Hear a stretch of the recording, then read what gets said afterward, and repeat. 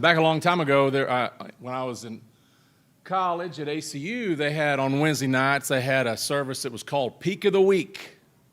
And it was one of those that, middle of the week for a college student, it had to be something to kind of draw you out. There wasn't necessarily food involved, but it was just one of those things that was highly encouraging. And just kind of, sometimes in the middle of the week, you get into a little bit of the doldrums. And you're like, man, Monday was rough, Tuesday was okay, but man, we're just now halfway there. And, I felt like that service did me good. And that's really what our purpose is for gathering, right? Is to encourage one another to hang in there, see it through, and Lord willing, see you on Sunday, right? And in that, hopefully we pick up some good things from God's Word that can help us get through the week. Maybe something that we can mull over and think about as we go through our day. Well, I want to continue looking at David's life a little bit in the Psalms. And I want to start with this quote that says, "It's our attitude, not our aptitude, that determines our altitude." Anybody want to tell me what that means? Lots of A's in there. Or do you want me to say it again? It's our attitude, not our aptitude, that determines our altitude. Somebody sum that up for me. You can fly as high as you're willing to go. Fly as high as you're willing to go. Keep your chin up. Keep your chin up. Okay. Not how much you know, but how you go about doing it. Okay. Anything else? Those are all really good. I want to have you guys help us define a few words tonight. First of all, somebody give me the definition of the word perspective.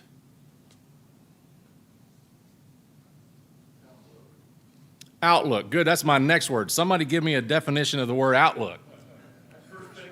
Perspective. Man, you guys are just like my kids back in Whiteface. I'm going to use a word to define a word. Okay, so we got perspective and outlook. What do those words mean? Y'all are ready to play tonight. I like it. How you see things?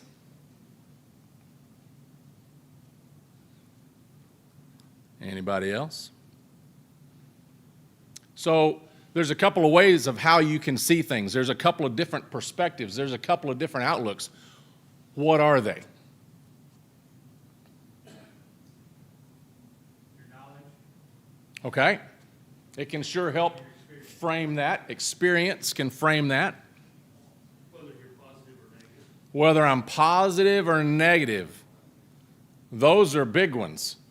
If I have a negative outlook or perspective, what does that look like? Frame that up for me.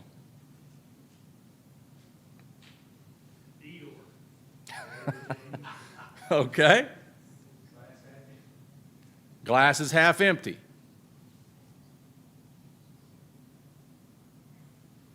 Everything you look at is tainted. Okay. Everything I look at is tainted. It's a dim outlook, right? Built-in bias, built-in prejudice. Okay. There's an expectation there, isn't there? And what's the expectation with a negative outlook? Nothing good is going to come from this. Why bother, right? Okay, what's the other side of that coin? It's positive, right? What does that outlook look like? Okay. Expect the best. Y'all had a lot more adjectives on negative. Come on now. It's that everyone sees difficult circumstances as an opportunity to change things for the better. I like that. An opportunity. Positive people look at things as an opportunity. Okay? Anything else?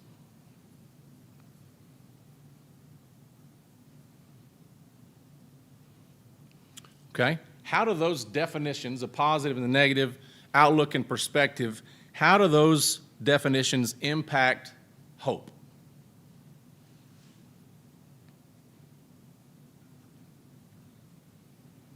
It's hard to have much hope with a negative perspective. Okay. Sometimes we might say all hope is lost. That's the pessimistic attitude, right? There is no hope. Okay, so on the other side of that, there's always hope. Okay. They did a study on, lab rats. These guys, I don't know where they get the rats from, if they grow them there to make them lab rats, but they did a study on these lab rats, and they put them in this water, and they're treading water. And about the time they felt like one of them was going to go under, they'd lift it up a little bit, let it catch its breath, turn it loose again. And they did this study day after day until one day they had them all marked out, which lab rat's what. And they stuck them in there, and they want to know if this lab rat that they had been conditioning, what was going to happen. And so they put them all in the tank, and one by one, sad ending, they drowned, okay? Except for that one. And that rat just kept on going, kept on swimming, kept treading that water. Why? Kept thinking something was going to come in there and lift it up and keep it going. And sometimes when we have that expectation, man, we can really rely. It's that hope that gets us through things. Okay? So how do those words impact our decisions? Perspective, outlook, hope, positive, negative.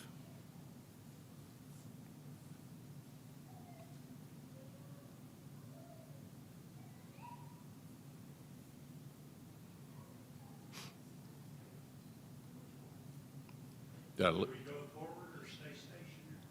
Okay. Our decisions, is there a direct correlation to how we view those other words? Is to the decisions that we make?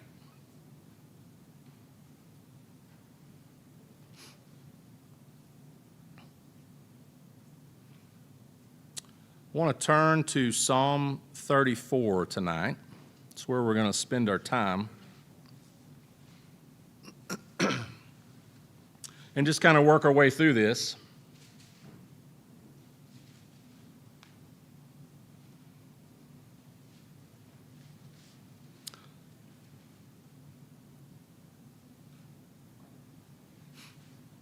We'll look at first 6 verses just real quick. I will bless the Lord at all times. His praise shall continually be in my mouth. My soul makes its boast in the Lord. Let the humble hear and be glad. Oh, magnify the Lord with me, and let us exalt his name together. I sought the Lord, and he answered me, and he delivered me from all my fears. Those who look to him are radiant, and their faces shall never be ashamed. This poor man cried, and the Lord heard him and saved him out of all his troubles. I highlighted some words here that I want to talk about, and as we group them, I just want to talk about those words and what those meanings are. So this is really in the first 3 verses. Bless, praise, boast, magnify, and exalt. Let's talk about those groupings of words. What do those words mean?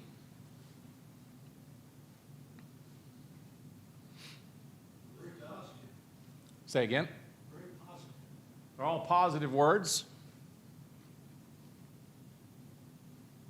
To an object, to an action, to someone else. Okay. I bless someone. I praise someone. I boast about someone. I magnify and I exalt. Okay. Anything else jump out about any of those words? It can be individual words or it can be a grouping of them.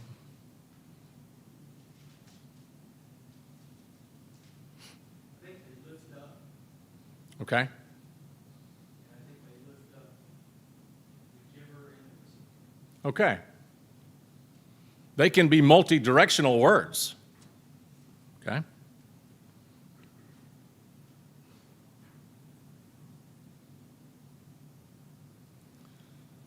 Somebody talk to me about the word magnify. What does that word mean?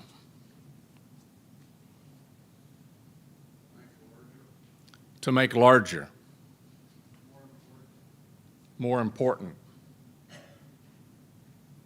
Okay. So to magnify the Lord with me is to make God as important and as big, shine a spotlight. I mean, you think of adjectives about magnification. Okay. How do you boast in the Lord?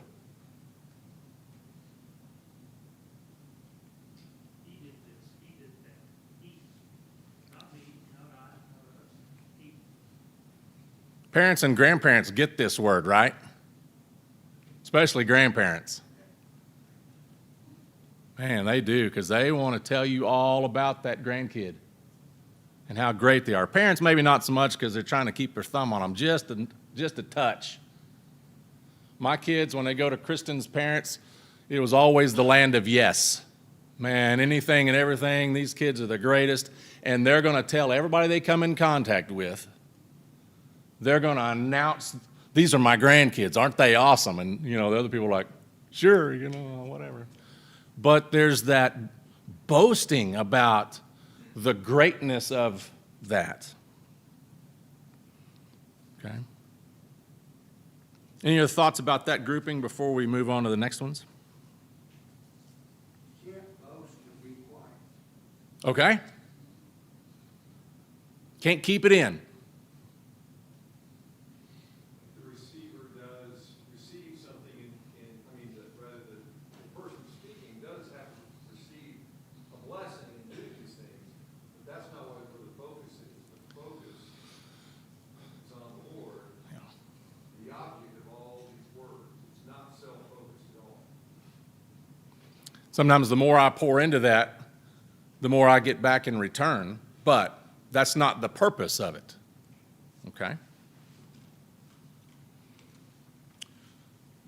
Okay, verses 4 through 6, there's two groupings here. Sought, answered, and delivered. That's in verse 4. And then in 6, cried, heard, and saved. Talk to me about the correlation of those words.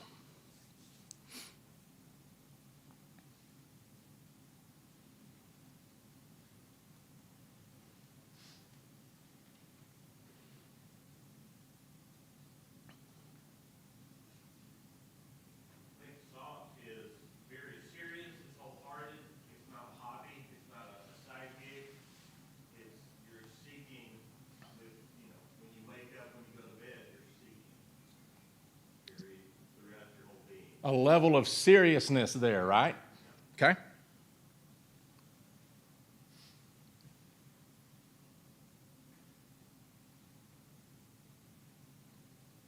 an appeal that leads to a response. Okay. And you see it kind of come full circle here, right? I sought the Lord, He answered me, and He delivered me.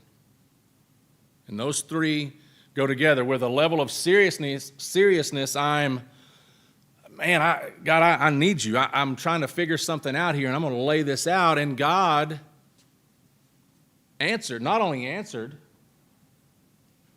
but delivered. And that next set's very similar. Cried. You can see the emotion in that, right? I cried out, and He heard me. I think about the Israelites. They'd been crying out. And God tells Moses, I've heard their cries, and it's time, right? You see that with your little people. Toddler gets separated from mom. They seek and then they cry. Right. As soon as mom comes and finds them, Mom's the one that delivers them, right? From their fear, from their anger, from their Yeah. scare. So the Lord heard, and then the Lord saved him out of all his troubles. Well, let's continue reading. The angel of the Lord encamps around those who fear him and delivers them. Oh, taste and see that the Lord is good. Blessed is the man who takes refuge in him. Oh, fear the Lord, you his saints, for those who fear him have no lack. The young lions suffer want and hunger, but those who seek the Lord lack no good thing. Come, O children, listen to me. I will teach you the fear of the Lord. What man is there who desires life and loves many days, that he may see good? Keep your tongue from evil and your lips from speaking deceit. Turn away from evil and do good. Seek peace and pursue it. Right now, through this portion, what posture is David taking? Think about those. What's his perspective? What's his outlook? How's he approaching this? How's he writing about it? Yeah. Yeah. It's instruction too, right? In this section, he's Hmm. instructing others. You know, you think about last week, we're looking at that psalm. He's like, forgive me, restore to me the joy of my salvation, and then what? Then I'll teach everybody about your goodness, because this weight has been lifted off of me, right? It's a very similar thread, except for he's speaking with this posture of boldness and faithfulness, and what is he doing? He's instructing, right? That's pretty cool. Picking back up in verse 15, the eyes of the Lord are toward the righteous, and his ears toward their cry. The face of the Lord is against those who do evil, to cut off the memory of them from the earth. And when the righteous cry, here's a third set of these. When the righteous cry for help, the Lord hears and delivers them out of all their troubles. The Lord is near to the brokenhearted and saves the... It's pretty bold and energetic boasting in God and what God is capable of doing and what he has done and how he delivers those who seek him out. And he's instructing those people around him, this is how it's done, and this is the God we serve. Let's magnify him, the deliverer. Okay. Well, what's the backstory to this psalm? Where is he coming out of? What's leading him into this particular psalm? Those of you that have study Bibles, you get to cheat. It might even tell you right there at the beginning. You might not even have to have a study Bible, and it'll tell you. What's the backstory?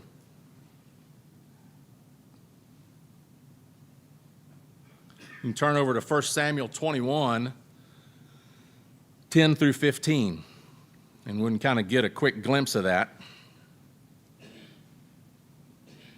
It says, and David rose and fled that day from Saul and went to Achish, the king of Gath. And the servants of Achish said to him, is not this David, the king of the land? Did they not sing to one another of him in dances? Saul has struck down his thousands, and David his tens of thousands. And David took these words to heart and was much afraid of Achish, the king of Gath. So he changed his behavior before them and pretended to be insane in their hands and made marks on the doors of the gate and let his spit run down his beard. And Achish said to his servants, behold, you see, the man is mad. Why then have you brought him to me? Do I lack madmen that you have brought this fellow to behave as a madman in my presence? Shall this fellow come into my house? Well, it's a little bit of an odd story, right? Here's the anointed king acting like a crazy man. What did David have to boast about? He had just humiliated himself and act like a madman just to get out of a situation alive.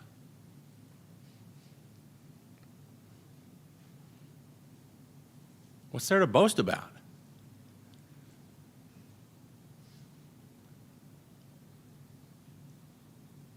Maybe he's a little bit like that rat, keeps on swimming. He's expecting God to lift him up. Okay. You know, we don't know necessarily the game plan God gave David, but it looks like what just happened, right?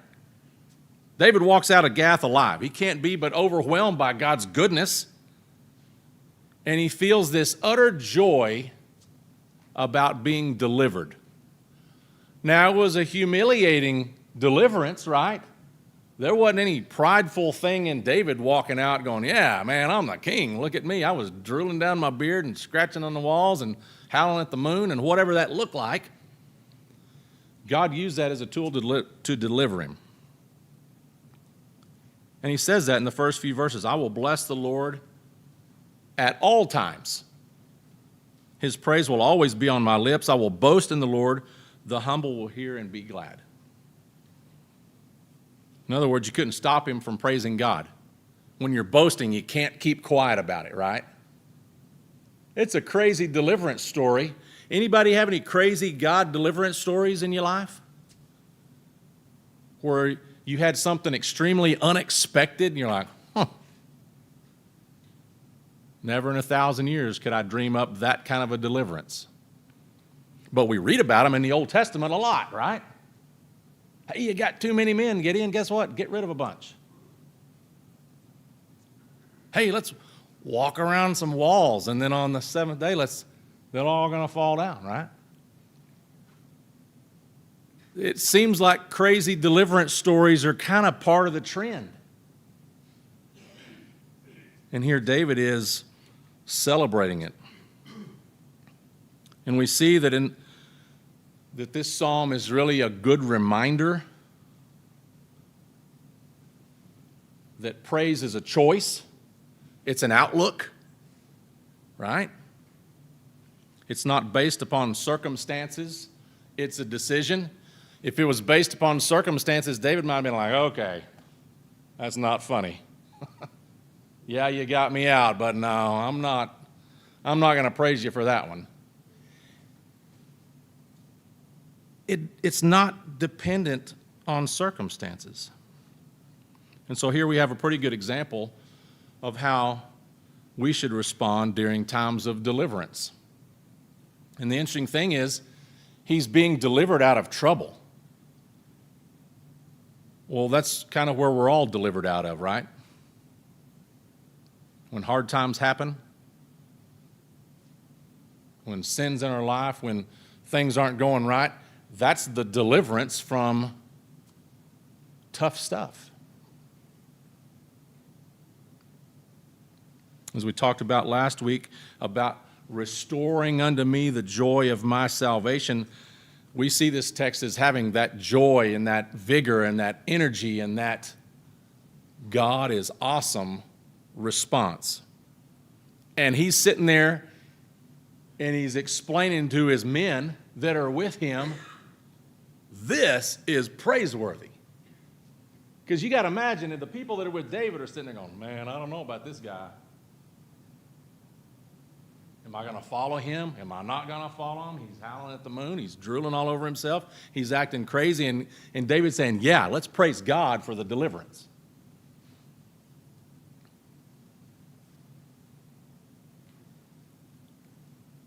Then he says, hey, come taste and see that the Lord is good. It's kind of like he's saying, hey, I'm telling you, like this is the deal. God is the real deal. You need to figure this thing out. You need to come taste and see. Let me tell you about how good God is. It's an invitation to those men to see it through David's eyes, to realize who God is for him. This isn't one of those, let me just tell you about how good God is. It's an invitation to taste and see. We try that all the time, right? When you try something, you like it, you're like, hey, you want to try some of this? Nah, I don't know. Well, taste it. I'm not so sure. It doesn't really look good, right? We do this probably with our kids all the time. Hey, I'm telling you, broccoli's a thing. Yeah, I still don't know about that. But just try it. You'll like it, right? There used to be, was it Life cereal? And Mikey, right? Some of y'all are like, yeah, I know exactly. So we're going to do a little exercise here, just for a few minutes. Not like get your heart rate up, I don't think. But I want us to try to describe the flavors of something I'm going to give you here in just a second, as if you were trying to explain it to someone, explain how it tastes to somebody that had never tasted it before. Okay? Is everybody with me on the instructions here? We're going to try to explain something using adjectives to help us figure it out. All right. We'll start with an easy one. Coffee. You're trying to explain the taste of coffee to somebody. Had never tasted it before. What's coffee? Try it. You'll like it, right? Just trust me. Some of y'all are like, I still don't like it. Let's see if we can explain it.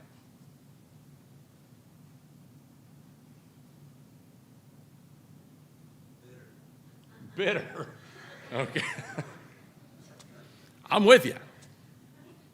I would say delightfully bitter. Delightfully bitter.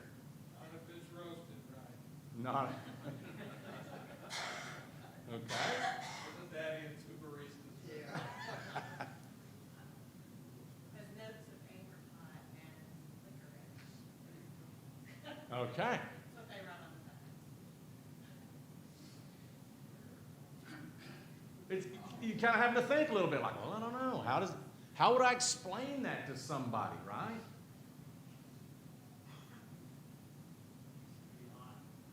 Needs to be hot, unless you're one of those iced coffee people, right? Okay. What's this? Does it have a smell, a distinct smell to it? I've never thought the smell and the flavor were the same. I'm like, if it tasted like it smelled, I'm in. Okay. Did you put sugar and cream in? Okay. It's something that needs an additive in order to be palatable. I like it. But taste it. You'll like it, right? Okay, well, maybe that was a little harder one. Let's go for something easier, maybe. Neapolitan ice cream. I'm going to give you 3 different distinct things you can describe. Eating a rainbow, okay. Strawberry chocolate vanilla. Okay, what's strawberry taste like? Sweet.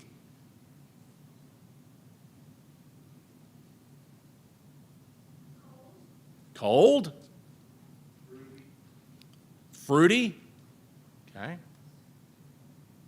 What about the chocolate part? How are we going to describe that?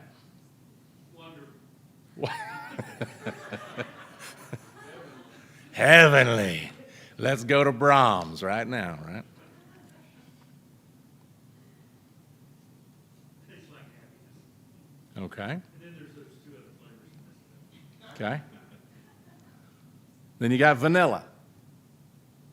We use that as a bland term in most things, right? It's kind of vanilla. What is vanilla?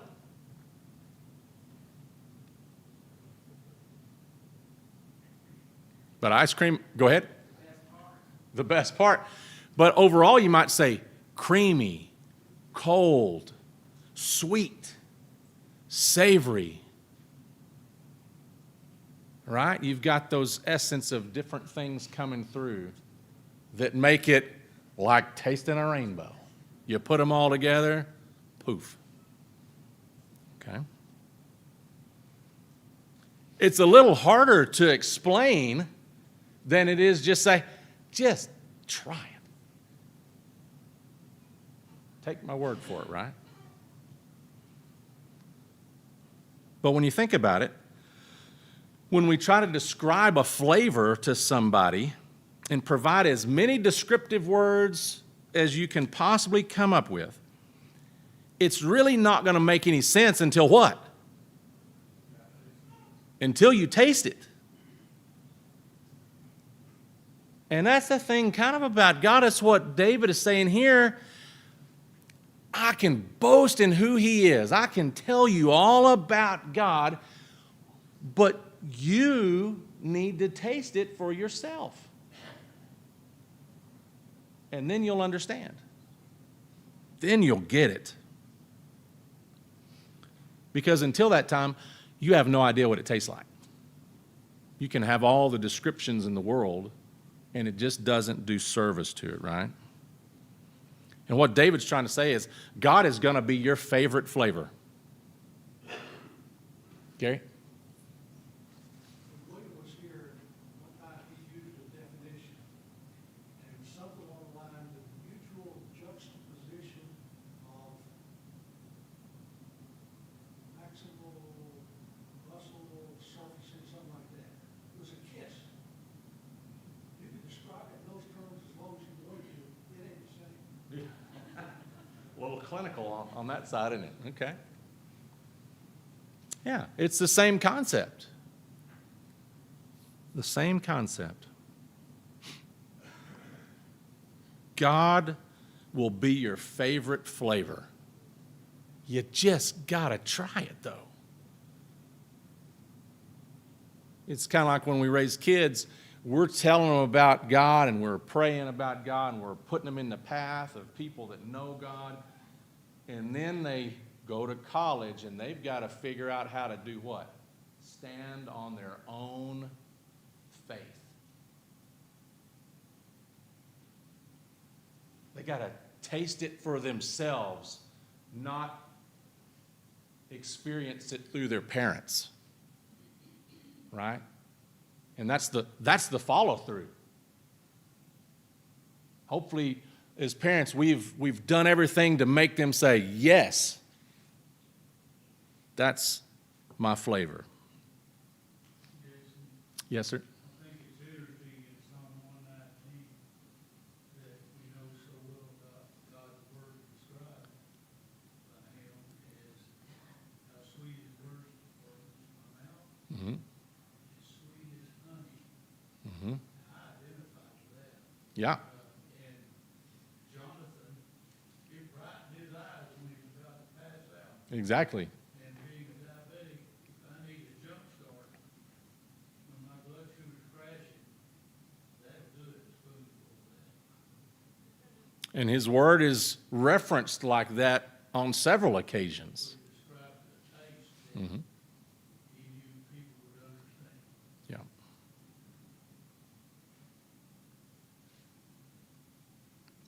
So come taste and see is basically meant to test it. Test God for yourself and see if he's not the greatest thing out there. Try it. Figure it out. 1 Peter 2, 1 through 3 talks about tasting that the Lord is good. It says, put away all malice, all deceit, all hypocrisy and envy and all slander, like newborn infants. Long for the pure spiritual milk, that by it you may grow up into salvation, if indeed you have tasted that the Lord is good.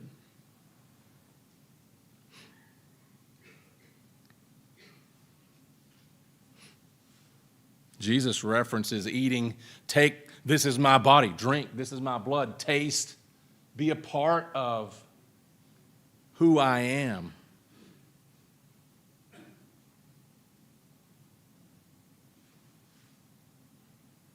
Well, there's another side of the menu. If you look over at Romans chapter 1.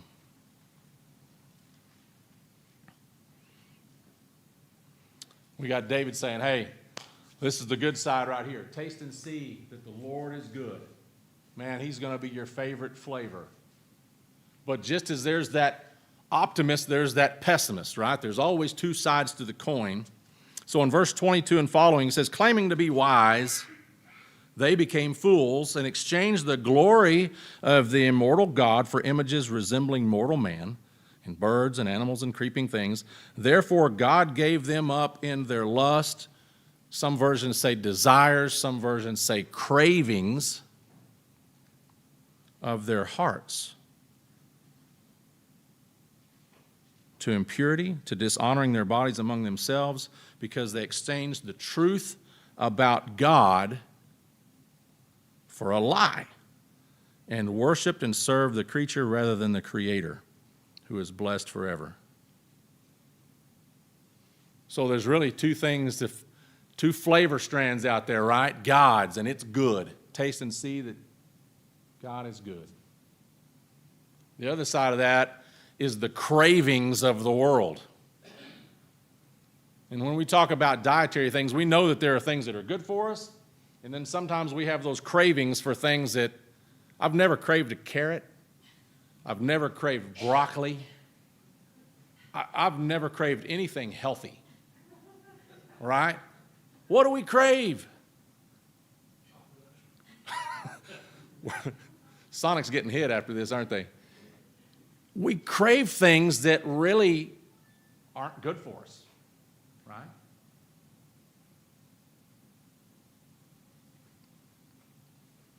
And that's kind of a scary thing when it comes into our spirituality at play, right? When we crave the things of the world, we give up the best flavor out there, and that's God.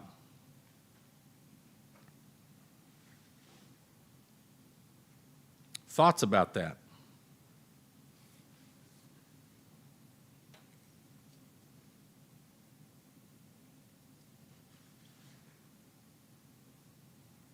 We also have to realize that the devil knows that we have cravings, and the devil can change something that is a good craving into a bad craving pretty handily.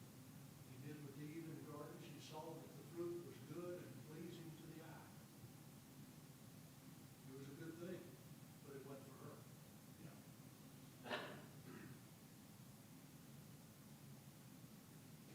How do we avoid that?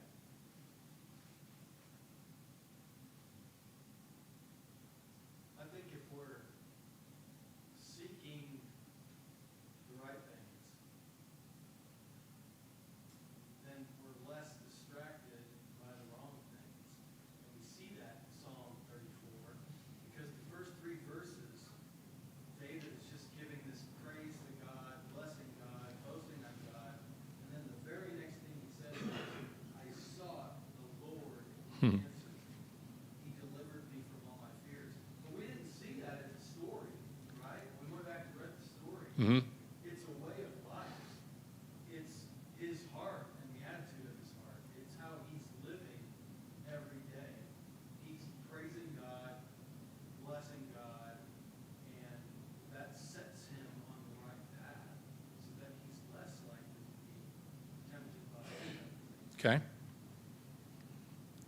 So as it goes back to perspective and outlook and how I've framed my disposition to look towards God, to know that he's going to deliver, that we all know trouble's going to find us at some point, right?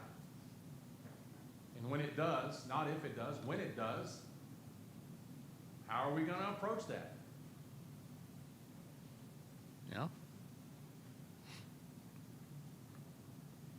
Do you think that maybe the difference between us and David, David's time he had Saul and the Revelation right on top of him, about ready to devour him completely, and he goes to God, these things work out, they're not, see all of a sudden not there. Do we not look at that the same way today in a spiritual realm?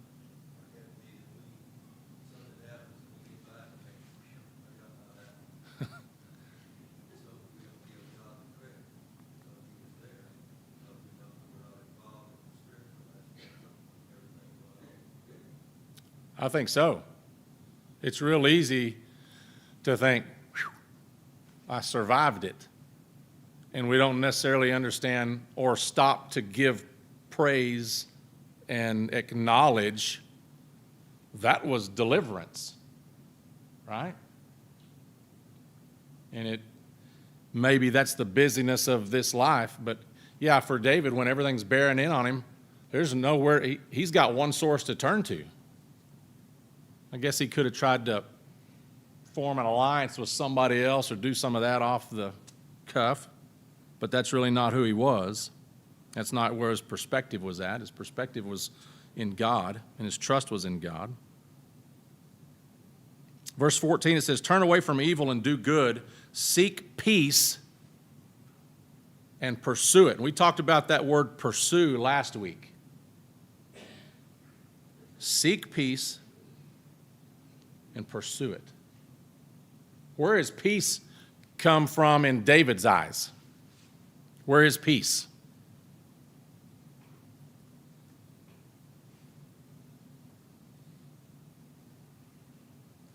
It's in God, right? I'm going to pursue him. I'm going to bless him with all of my being at all times. Praise will continually be in my mouth. My soul does what?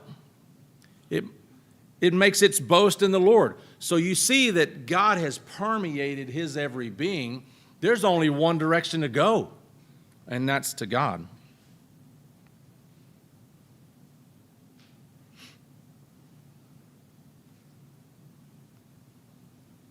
So David invites us to personally experience the Lord. I'm going to share with you a little bit from a commentary I found. To actively pursue the Lord. That's sought. That's that intentional, right? To actively pursue the Lord and to be fully satisfied in the Lord.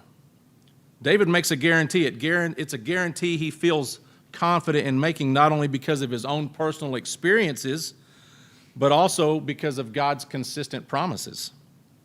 He guarantees that if you'll just take the time and taste, you will in fact see that the Lord is good. And that's kind of a challenge he's laying down for those people that are with him. Taste and see. I challenge you. I dare you. Come into this relationship and tell me this isn't good.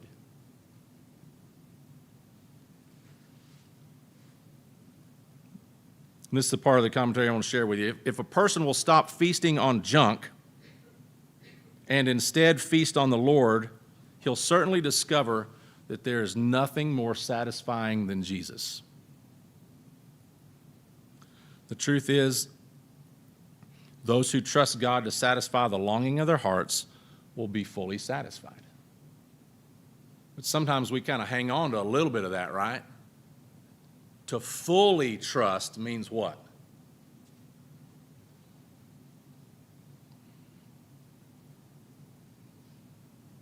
God whispers into David's heart, hey, I need you to act like a madman.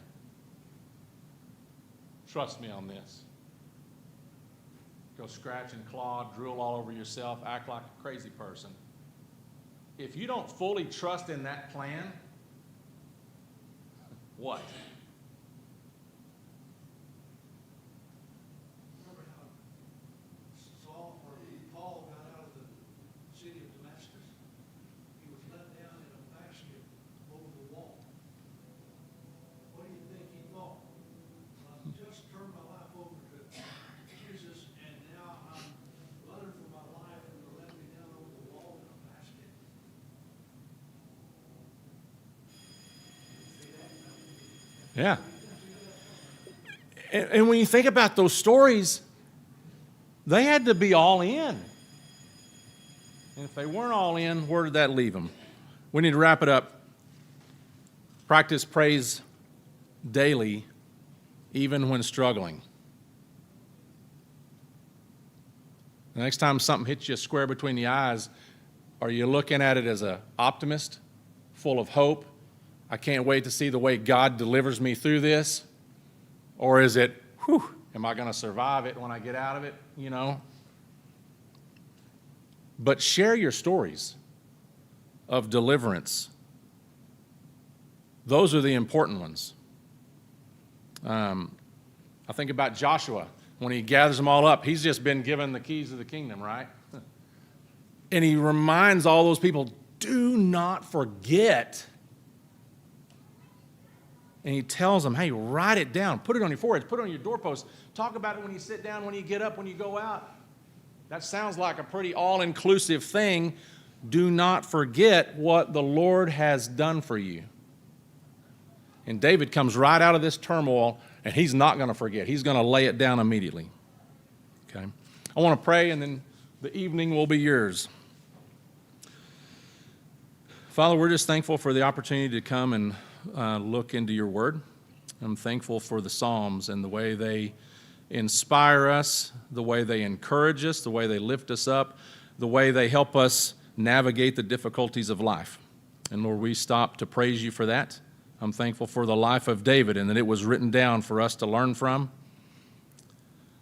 Lord, we're thankful for who you are in our life, for the hope that we have in you. And Lord, I pray that we will all be optimistic and look to you in all things, and to know that your goodness will shine through, that we'll seek you out and be intentional about that, and that we'll share our stories of deliverance with those that we come in contact with, that we might be able to invite others to taste and see that you truly are good, and that you'll be our favorite flavor and their favorite flavor. Lord, I'm just thankful for the hope that we have to be with you for all eternity. I'm thankful for what your son Jesus did on the cross, and we pray these things in his name. Amen.